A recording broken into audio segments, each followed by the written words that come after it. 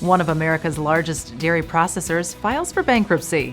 Michigan FFAers compete in the annual broiler contest. And Michigan Agricultural Commodities' Chris Betts has your market report. I'm Janelle Brose, and this is Farm News 5. Farm News 5 is brought to you by Ford. Dean Foods, one of the largest dairy processors in the United States, has filed for Chapter 11 bankruptcy. The company made the announcement Tuesday, citing dropping demand for milk. The company says they plan to continue operations while restructuring, and they are engaged in discussions with Dairy Farmers of America regarding the sale of assets. The initial responses from dairy farmers in regards to Dean Foods Chapter 11 bankruptcy filing have been concerning, and it comes at a time when producer prices in the dairy industry were on an upswing and folks were feeling a bit more positive about where the dairy industry was headed. So this does cause some initial concern because in this region, DFA, Dairy Farmers of America, that cooperative, was the number one supplier for Dean Foods, and Dean Foods was the number 3 dairy processor in the country. So there's no doubt that this will have an impact. At this point in time, though, that impact remains to be seen. Initial reactions and word on the street is that DFA is looking at purchasing the dairy portion of Dean Foods, but there may be other buyers that are interested in that process as well. We need to keep in mind that this needs to go through the bankruptcy courts and the bankruptcy filing, and there are a lot of details that are yet to be ironed out and hashed out. So that all remains to be seen.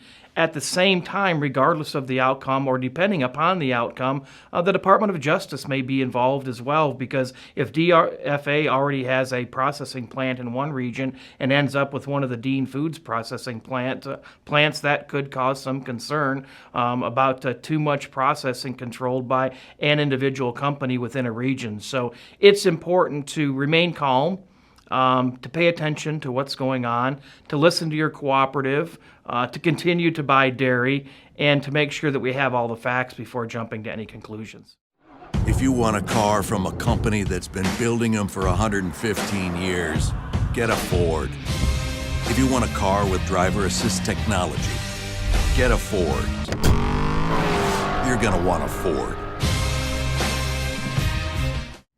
Nearly 2,100 students competed for the Zindel Memorial Trophy at the Michigan FFA Broiler contest earlier this month. It was held at Munsel's Poultry Processing in Fowlerville and drew competitors from FFA chapters across the state. Blazing Broilers of Lapeer County AM took home top honors, while A.E. Finkbeiner of Saline and Imagine Chickens of Traverse Bay PM came in second and third, respectively. So the contest consists of a written report. They do an extensive written project. They have to take pictures along the way, monitor feed growth, feed to weight ratios, health issues as in death losses and things like that.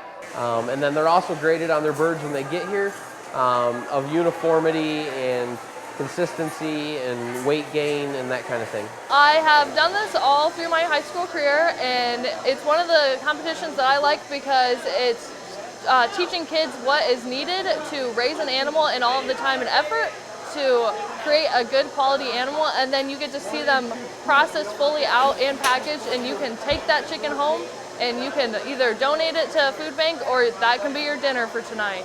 I think I did decent for my first time. I'm not expecting it to be perfect, but I'm sure they turned out pretty well.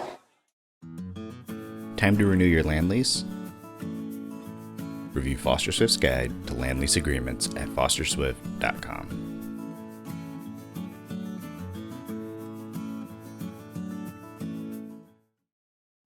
China has lifted its ban on U.S. poultry imports.